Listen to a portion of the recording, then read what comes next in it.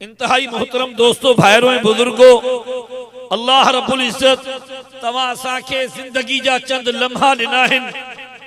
अॼु खां 100 साल पहिरियां, 50 साल पहिरियां तव्हां असां न हुयासीं। हल अता अलल इंसान हीनुम मिन अद्दहर लम यकुन शयअन मज़कूरा। इत हलक़त जे माना में ए इंसान उन वक्त खे याद कर जॾहिं तुंहिंजो तस्करो न हुयो, तू क़ाबिल ज़िक्र शइ न हुए, तुझो वजूद न होयो। अन करीब एक वक्त होते वरी अचण वारो आ। कुल्लु मन अलैहा फान कुल्लु नफ्सिन ज़ाइक़तुल मौत। तू न हूंदे अगे ॿिया हुया, हाणे तू आ, मुस्तक़बिल में वरी के ॿिया हूंदा। तू छाजे लाइ हिन दुनिया में आयो आ? ला इलाहा इल्लल्लाह मुहम्मदुर रसूलुल्लाह। तू कलमो थो पढ़े, इन कलमे जे मकसद खे, इन कलमे जे तकाज़ाउनि खे समझण जी कोशिश कर। आका सल्लल्लाहु अलैहि वसल्लम तोखे केड़ो सबक ॾेई वया, तोखे तुझा केड़ा फराइज इंसानियत जा सिखारे वया। ए इंसान, तो में चंद सिफात हैं। एक एतबार सां तू जानदार आ, हैवानियत आ तो में, साहदारन जो जरूरतूं हैं तो में, खाइण पीअण ऐं सुम्हण। ऐं ॿिए एतबार सां हिक मथाई शइ भी आ तो में अल्लाह पाक इंसानियत जे करे मलकूतियत वारी सिफत भी रखी आ। छो तो तुझो दर्जो कुत्तन जड़ो नाहे, खिंजीरन जड़ो नाहे, जानवरन जड़ो नाहे। तू उन्हनि खां बेहतर आ। छाजे करे बेहतर आ?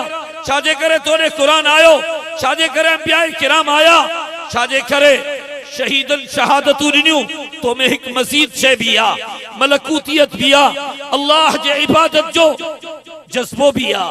तू उन जो मुकल्लफ भी आ, तो में अकुल भी आ। सिर्फ जानवरन जड़ो शऊर ना है। तू हिक एतबार सां आका सल्लल्लाहु अलैहि वसल्लम जी उम्मत भी हा।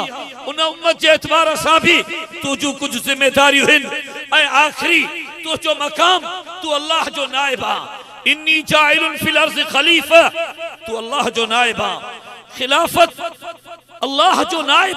इन एतबार सां भी तुझू जिम्मेदारियूं, जेकर ये शई चारई शयूं इंसान पूरी अदा तो करे, इनके कामिल इंसान चइबो।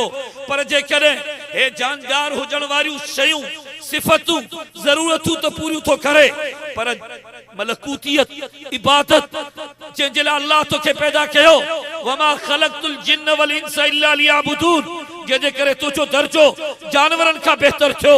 छो त खाइण पीअण ऐं ॿार ॼण, बच्चा ॼण त जानवरनि में भी आहे। याकुलून कमा ताकुलुल अनाम वन्नारु मस्वल लहुम। ये शयूं त जानवरनि में भी आहिनि। तुझो जानवरनि खां कमो बेश 18,000 मखलूकात खां शर्फ छाजे करे आ, इज्जत छाजे करे आ, फरिश्तन तोखे सजदो छाजे करे कयो?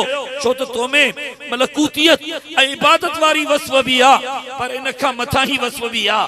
तू आका सल्लल्लाहु अलैहि वसल्लम जो उम्मती आ। अगे नबी ईंदा हुया, हाणे ही आखिरी उम्मत आ। हाणे को नबी न ईंदो। आका सल्लल्लाहु अलैहि वसल्लम तोखे कम ॾेई विया आहिनि। सॼी उम्मत जो कम आ जेको अॻे नबियनि जो कम हूंदो हुयो।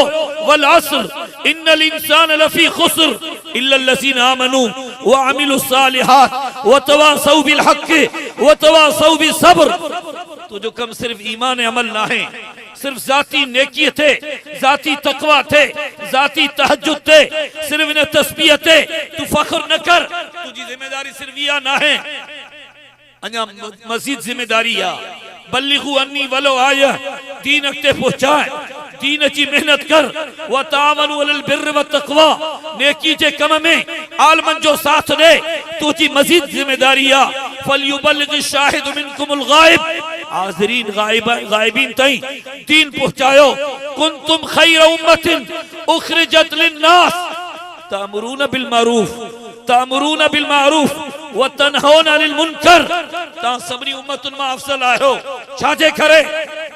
इन करे भी ता असां आका सल्लल्लाहु अलैहि वसल्लम जा उम्मती आहियूं।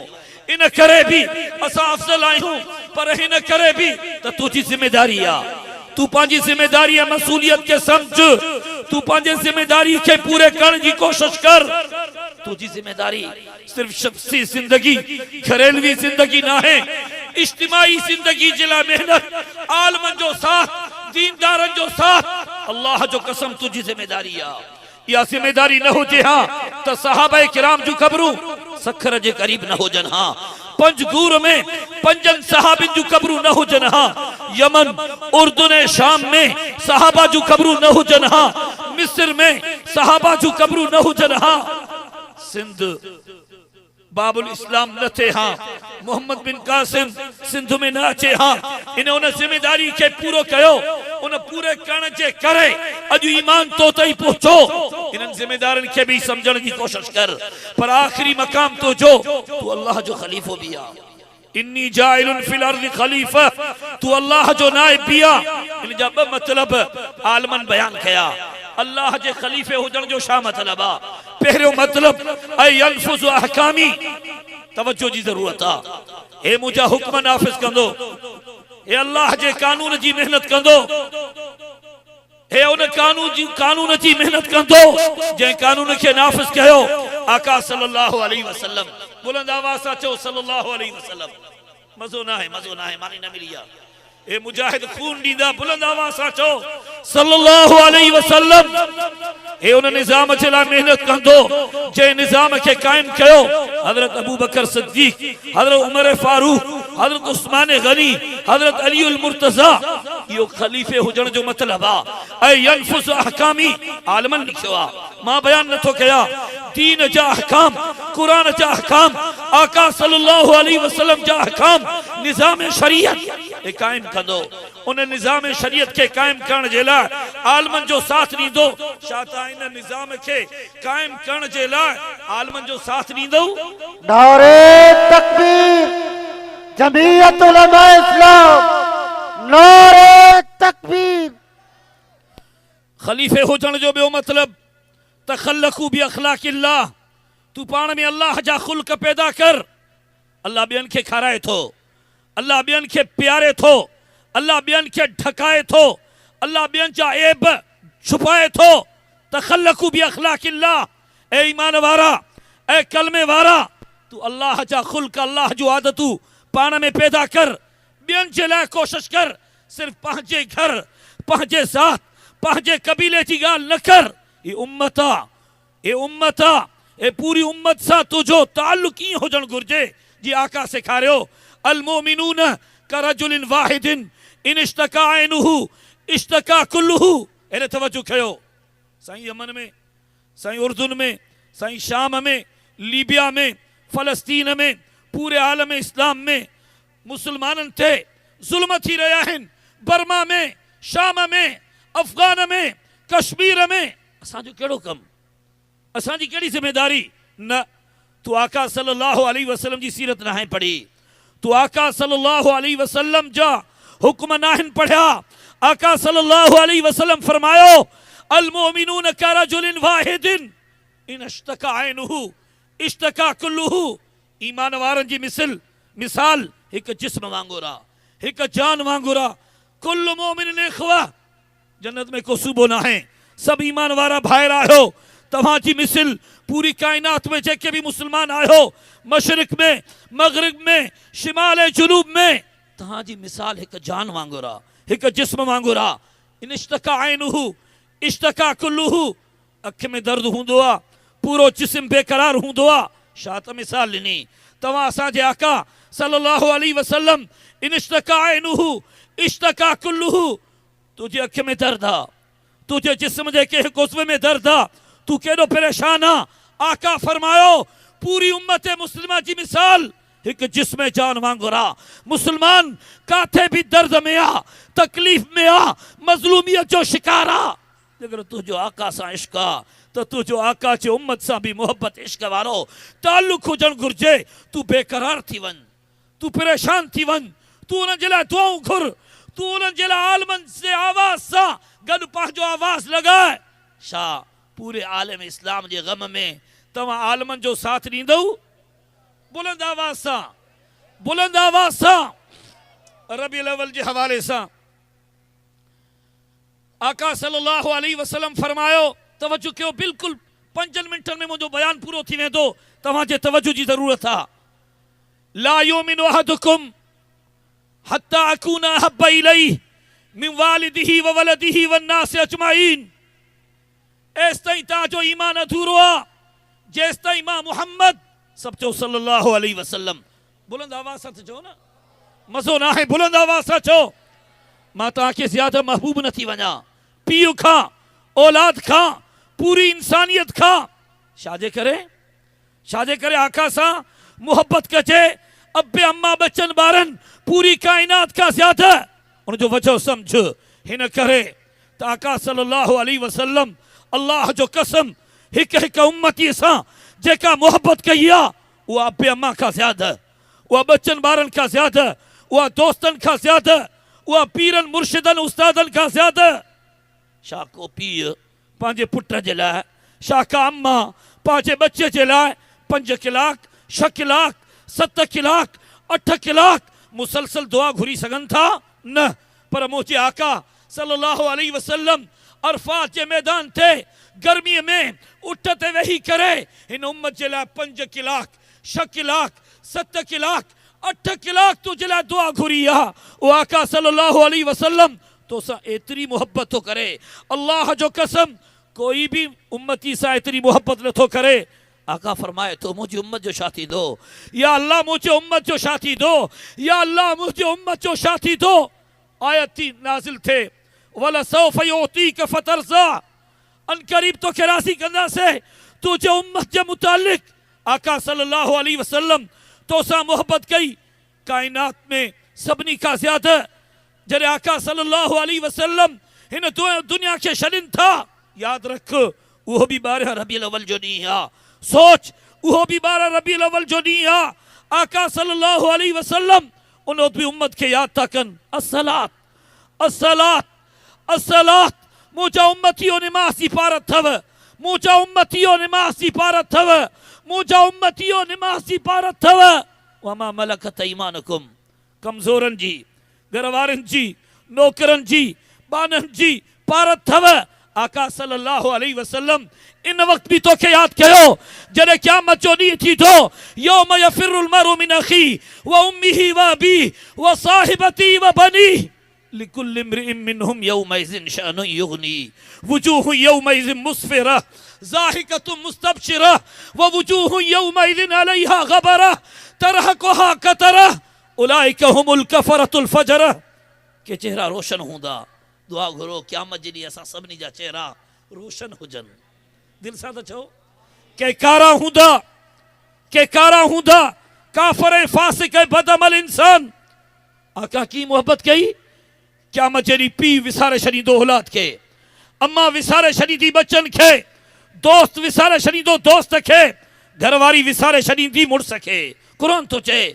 पर उन वक़्तु जॾहिं नफ़्सी नफ़्सी जो आलम हूंदो, अम्मा पंहिंजे बच्चनि खां गाफ़िल थी वेंदी, खीर प्याक बच्चो, पर अम्मा खे यादि न हूंदो।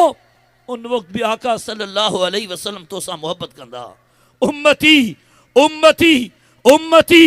उन वक़्तु भी आका तोसां मोहब्बत कंदा। उन मोहब्बत जे सदके ए उम्मती तू भी आका सां मोहब्बत कर। अल्लाह जो कसम अल्हम्दुलिल्लाह असांखे आका सां मोहब्बत आहे, बच्चन खां ज़्यादा, अब्बे खां ज़्यादा, अम्मा खां ज़्यादा, घरवारी खां ज़्यादा, पूरी काइनात खां ज़्यादा। जेके चओ था त मोहब्बत आहे, चओ अल्हम्दुलिल्लाह। उनजो सबूत मुमताज़ कादरी ॾिसो।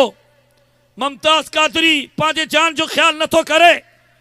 जॾहिं नामूसे रिसालत जे कानून में तब्दीली जी ॻाल्हि थी थिए, गवर्नर सलमान तासीर उहो इनखे कारो कानून थो चए। उहो आका सां इश्क मल्हाए थो, पूरी दुनिया खे मैसेज थो वञे त पाकिस्तान जो मुसलमान गुनहगार ज़रूर आहे, पर अल्हम्दुलिल्लाह आशिक़ रसूल आहे। आका सां मोहब्बत आहे। अल्लाह न करे मिसाल थो ॾियां, लौलल एतबारात लबतलतिल इस्तदलालात। अल्लाह भी मिसाल ॾिनी आहे, लौ कान फीहिमा आलिहतुन इल्लल्लाहु लफसदता। घणा अल्लाह हुजनि हा, घणा अल्लाह हुजनि हा, त हे निज़ाम हिन में फसाद हुजे हा। हिकिड़ो अल्लाह हिनखे जियारे हा, ॿियो हिनखे मारे हा, हिकिड़ो हिनखे आसूदो करे हा, ॿियो हिनखे सुञो करे हा, हिकिड़ो हिनखे सिहत ॾे हा, ॿियो हिनखे बीमार करे हा, हिकिड़ो ॾींहुं करे हा, ॿियो राति करे हा। निज़ाम में फसाद हुजे हा, फसाद न आहे। मालूम थियो अल्लाह हिकु आहे। चओ अल्लाह, चओ न अल्लाह। ज़बान सां चओ न, हे अशद खणो, या अल्लाह के ॾेखारियो हदीस में आयो आहे दुआ में भी करे ईअं खणंदा कयो हदीस में आयो आहे चओ अल्लाह आहे आहे भी ज़बान सां चओ न चओ अल्लाह आहे भी हाँ मां मिसाल थो ॾियां अल्लाह न करे कंहिंजे अॻियां उनजो पीउ उनजो भाउ या दोस्त उनजो पुटु आका जी गुस्ताखी करे छा कोई बर्दाश्त करे सघंदो अब ॻाल्हायो त सही अल्लाह जे ज़ात जो कसम कोई बर्दाश्त नथो करे हे त अल्लाह जी ॻाल्हि अल्लाह जे रसूल जी ॻाल्हि पर आका त सहाबा जी भी मोहब्बत यही सिखारी इदा रअयतुमुल लज़ीना यसुब्बूना सहाबी फक़ूलू लानतुल्लाहि अला शर्रिकुम फमन अहब्बहुम फबिहुब्बी अहब्बहुम वमन अबग़ज़हुम फबिबुग़ज़ी अबग़ज़हुम जंहिंजी सहाबा सां मोहब्बत उनजी हुज़ूर सां मोहब्बत जंहिंजी सहाबा सां दुश्मनी उनजी हुज़ूर सां दुश्मनी जेकर को सहाबा खे औलिया खे उलमा खे घटि वधि ॻाल्हाए ख़ामोश न रह उनखे जवाब ॾे चओ इंशाअल्लाह आलमनि जी तर्जुमानी कंदासीं चओ इंशाअल्लाह हक़ जे आलमनि जो दिफ़ा कंदासीं बस जॾहिं मोहब्बत आहे जिते मोहब्बत हूंदी आहे उते इज़हार मोहब्बत थींदो आहे तवज्जो कयो मुंहिंजी मक़सद जी ॻाल्हि आख़िरी ॻाल्हि कुल्लु इनाइन यंज़हु बिमा फीह थांव में जेका शइ हूंदी आहे टिमंदी आहे थांव में जेका शइ हूंदी आहे टिमंदी आहे हाणे मुस्लमान चए थो मां पंहिंजे मोहब्बत खे ज़ाहिर कयां आका फरमायो मोहब्बत कीअं ज़ाहिर कंदे ला युमिनु अहदुकुम हत्ता यकून हवाहु तबान लिमा जेतु बिही तवज्जो कयो हे कुरान मुझे हथ में एस ताईं तव्हांजो ईमान अधूरो तव्हांजो इश्क अधूरो तव्हांजी मोहब्बत अधूरी जेस ताईं तव्हांजी ख़्वाहिश तव्हांजो शौक़ आका फरमायो हत्ता यकून हवाहु तबान लिमा जेतु बिही मुझे सुन्नत तरीके जे मुताबिक न थे हिन कुरान ऐं सुन्नत जे मुताबिक न थे जेस ताईं तव्हांजो इश्क ऐं मोहब्बत कुरान ऐं सुन्नत जे ताबे न है आका फरमायो तव्हांजी मोहब्बत नाक़िस आहे अधूरी आहे तव्हांजी मोहब्बत पूरी न है मोहब्बत शौक़ पूरे करण जो नालो न है चओ मोहब्बत ताबेदारी जो नालो आहे अब चओ त मोहब्बत लहतनिकन ज़ुरियतहु ठेंग ॾियण कुरान तो चए शैतानी कम आहे रक़्स करण नाच करण कुरान तो चए शैतानी कम आहे इहो मोहब्बत न है इन कुंतुम तुहिब्बून अल्लाह फत्तबिऊनी मोहब्बत ताबेदारी जो नालो आहे मोहब्बत सिख हजरत अबू बकर सिद्दीक खां हजरत उमर फारूक खां हजरत उस्मान गनी खां हजरत अली अल मुर्तजा खां सहाबा अहले बैत खां औलिया खां मोहब्बत ताबेदारी जो नालो आहे मोहब्बत शौक़ पूरे करण जो नालो न है नचण यो शैतानी कम आहे लाहतनिकन ज़ुरियतहु यो मोहब्बत न है लौ कान हुब्बुक सादिकन लातातहु इन्नल मुहिब्ब लिमन युहिब्बु मुतीउ अगर तू मोहब्बत जे दावा में सचो हो जे हां महबूब जी ताबेदारी करे हां पाजी सूरत ए सीरत पाजी किरदार ए रफ्तार ए गुफ्तार पाजी जलवत ए खलवत आका जे सुन्नत जे मुताबिक करे हां दुआ करो त अल्लाह तौफीक अता फरमाए हाने मोहब्बत की थींदी लंबो बयान हजरत अबू बकर खां की मोहब्बत सिखाऊं अरहम उम्मती भी उम्मती अबू बकर हजरत अबू बकर की जिंदगी पढ़ युनकसुद्दीन व नहई जरे मुनकिरीन खत्म नबूवत जो फितरो पैदा थियो जरे ज़कात जो इनकार थियो हजरत अबू बकर मोहब्बत की तो करे युनकसुद्दीन व नहई छा दीन में मानू नुक्स कंदा कमी बेशी कंदा ऐं मां अबू बकर जिंदा हुदुस नथो थी सके मुझे जिंदगी जो कोई फायदो ना है छो छा मानू इस्लामी निजाम जो इनकार कंदा आलमन जी गिला कंदा ऐं असां जिंदा हुंदासे चओ असां जे जिंदगी जो कोई फायदो ना है असां इंशाअल्लाह जिंदा आयूं तो अल्लाह खातिर अल्लाह के हबीब खातिर असां जी जिंदगी आहे असां जो तन मन धन जो इन कुरान ऐं कुरान वारन जे लाइ कुर्बान मोहब्बत सिख हज़रत उमर साईं खां हज़रत उमर साईं कीअं तो मोहब्बत करे हज़रत उमर साईं ॿुधो हो न आका खां सय्यदुल क़ौमी खादिमुहुम वॾो ऐं अॻवान उस्ताद ऐं पीर ऐं मुर्शिद जेको अॻवान आहे सय्यदुल क़ौम खादिमुहुम इनखे ख़िदमत करण घुर्जे हज़रत उमर साईं बैतुल मुक़द्दस के फतह तो करे खादिम उठ थिया पान प्यादल है खादिम उठ थिया पान प्यादल है यह है मोहब्बत हज़रत उमर साईं मोहब्बत तो करे मुझे आखिरी गाल बिल्कुल आखिरी हज़रत उमर साईं जन्नत आदम जो बयान तो करे अल्लाह पाक जन्नत आदम ठाही जैमें 70,000 कमरा जैमें मोती जो महल हजरत उमर सही जन्नत आदन जो तफसीर तो करे जन्नत आदन छा के चइबो आहे फरमाए तो ला यदखुलुहु इल्ला नबी अवि सिद्दीक अवि शहीद जन्नत आदन में नबी वेंदो या सिद्दीक वेंदो या शहीद वेंदो हनिया लका या रसूल अल्लाह ए अल्लाह जा हबीब ता के मुबारक हो जाए ता जन्नत पहुंची वयो हनिया लका या सिद्दीक ए सिद्दीक तो के मुबारक हो जाए तू जन्नत आदन पहुंची वे फरमाए तो ला यदखुलुहु इल्ला शहीद या तो उनमें शहीद वेंदो तो हजरत उमर पान सा तो गल है हे इश्क मोहब्बत सिख अन्ना लिया शहादत ए उमर तो के शहादत की मिलंदी तू तो महाज ते नथो वने तो के फौजी नथा छड़न अन्ना लिया शहादत ए उमर तो के शहादत की मिलंदी एडी मोहब्बत सा हजरत उमर शहादत के घुरे थो अल्लाह जे हबीब सा मोहब्बत बलाए थो तो अल्लाह पाक उन्हीं जगह ते हजरत उमर के शहादत जो ताज तो पारा शाह अल्लाह जे मोहब्बत में हुजूर जे मोहब्बत में तवा जज्बे जिहाद जला तैयार हो ता शहादत जे शौक सा सरशार हो अल्लाह जो कसम वो मुखे नारे जो जवाब दियो गुलामी रसूल में मौत भी कबूल है गुलामी रसूल में सीरत और सुन्नत भी कबूल है बुलंद आवाज सा चो गुलामी रसूल में आवाज न तो अचे गुलामी रसूल में सीरत सुन्नत जने मौत कबूला चो तो नमाज भी गलहायो चो मोबाइल में नंगियूं फिल्मूं नंगियूं तस्वीरूं ए गाना कढण भी गलहायो तो सही मरी वयो वठजी वयो आशिक वठजी वयो पूरो थी वयो इश्क खत्म थी हो हदीस इश्क जा बत्ताल मशनो किधर वक्त सख्ती कुनत यारी फिरामोश इश्क जी दावा उन कूड़े को न बुद्ध जो नफ्स जे सख्ती जे करे दोस्ती के विसारे छड़े हजरत उस्मान सही मोहब्बत तो सिखारे मा बाल अक़वामिन यतरशहु मिन आयुनिहिम ज़िना ए आशिक रसूल अजीब मोहब्बत तुझी जो तुझे अखिन मां जिना टमी रही आ पाजे अखिन के पाक कर पाजे निगाहन के पाक कर पाजे ख्यालात के पाक कर यालमु खाइनतल आयुन वमा तुखफी सुदूर अल्लाह तुझे अखिन जे खयानत के जाने थो हे उसवा अमानत थई हे जिंदगी अमानत थई हे बच्चा अमानत थई हे माल अमानत थई जरे तिन अखिन में खयानत तो करे अल्लाह इन खयानत के जाने थो वमा तुखफी सुदूर उनका पो जेके तस्वीरूं तुझे दिल में वजन थियो उनन दिलन जे तस्वीरन के भी अल्लाह जानाई थो चो इंशाअल्लाह मोहब्बत मलाइंदा से की थी दी मोहब्बत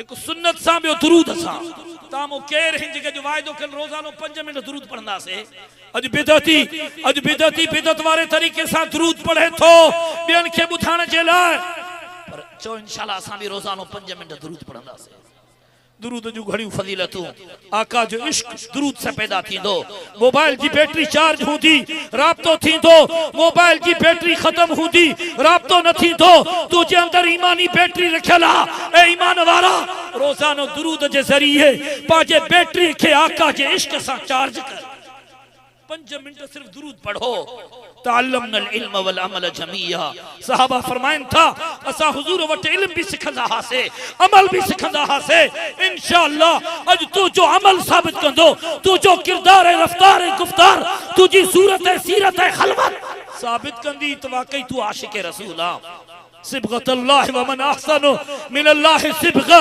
व नहनु लहु आबिदून तू जो नमाज ते हाजिरी साबित कंदी तो वाकई तू आशिक रसूल आ तामो केर हिंद के सब नमाज पढ़ंदा सब वायदो 2 मिनट सिर्फ कंध झुकाए दुरूद पढ़ो छो तो फरिश्ता आका सल्लल्लाहु अलैहि वसल्लम ते दुरूद पहुंचाइंदा आहिन सब बुलंद आवाज सां दुरूद पढ़ो वो दुरूद जो अम्मा फातिमा सिखारियो जो आका जे रोजे ते लिखियल आ सब पढ़ो बिस्मिल्लाह वस्सलातु वस्सलामु अला रसूलिल्लाह बिस्मिल्लाह वस्सलातु वस्सलामु अला रसूलिल्लाह इन इश्क सा चार्जन कर हेरे और न तक दिल की हिफाजत कर दिल के पाक कर इस्तगफार सा ऐ चार्ज कर जिक्र सा कुरान सा दुरूद सा सब पढ़ो बिस्मिल्लाह वस्सलातु वस्सलामु अला रसूलिल्लाह बिस्मिल्लाह वस्सलातु वस्सलामु अला रसूलिल्लाह आवाज न सोचे बुलंद आवाज सा अल्लाह जो कसम फरिश्ता पहुंचाइन था बुलंद आवाज सा पढ़ो बिस्मिल्लाह वस्सलातु वस्सलामु अला रसूलिल्लाह बिस्मिल्लाहि वस्सलातु वस्सलामु अला रसूलिल्लाह, बिस्मिल्लाहि वस्सलातु वस्सलामु अला रसूलिल्लाह, बिस्मिल्लाहि वस्सलातु वस्सलामु अला रसूलिल्लाह, बिस्मिल्लाहि वस्सलातु वस्सलामु अला रसूलिल्लाह, बिस्मिल्लाहि वस्सलातु वस्सलामु अला रसूलिल्लाह। बुलंद आवाज़ से पढ़ो। इधर युक्फा हम्मुक व युगफर ज़म्बुक। अल्लाह जी अज़मत जो कसम, दुरूद गुनाहन जो भी इलाज थई, गमन ऐं परेशानियुनि जो भी इलाज थई, आका जे शफ़ाअत जो ज़रियो थई, गमन ऐं परेशानियुनि खे ख़त्म करण जो ज़रियो थई, दिल के आका जे इश्क़ मोहब्बत से चार्ज करण जो ज़रियो थई, आका जे ज़ियारत जो ज़रियो थई। सब बुलंद आवाज़ से पढ़ो, कंध झुकाए इन तसव्वुर से त असां आका जे कदमन में मदीने में वेठा आहियूं, आका जे कदमन में वेही आका ते सलातो सलाम ता पढ़ो। सब बुलंद आवाज़ से पढ़ो। बिस्मिल्लाहि वस्सलातु वस्सलामु अला रसूलिल्लाह, बिस्मिल्लाहि वस्सलातु वस्सलामु अला रसूलिल्लाह, सल्लल्लाहु अला मुहम्मद सल्लल्लाहु अलैहि वसल्लम, सल्लल्लाहु अला मुहम्मद सल्लल्लाहु अलैहि वसल्लम, सल्लल्लाहु अला मुहम्मद सल्लल्लाहु अलैहि वसल्लम, सल्लल्लाहु अला मुहम्मद सल्लल्लाहु अलैहि वसल्लम। नमाज जो टाइम थियो इन करे ज़्यादा ॻाल्हाइण मुंहिंजे लाइ इंतहाई मुश्किल आहे। इन लफ़्ज़नि ते इक्तिफ़ा थो कयां। दुआ घुरो त अल्लाह क़बूल फरमाए। सुब्हान रब्बिक रब्बिल इज़्ज़ति अम्मा यसिफ़ून व सलामुन अलल मुरसलीन वल्हम्दुलिल्लाहि रब्बिल आलमीन। सलाम जो जवाब ॾियो। अस्सलामु अलैकुम व रहमतुल्लाहि व बरकातुहू। खुदा जे वास्ते पहिरियों नमाज़ पढ़ो, जलसो बाद में हलायो। अल्लाह जे वास्ते सभु उथो हिननि जो इंतज़ारु न कयो। मां तव्हांखे चवां थो, सभु उथो नमाज़ पढ़ो, पोइ यको वेहो मग़रिब ताईं।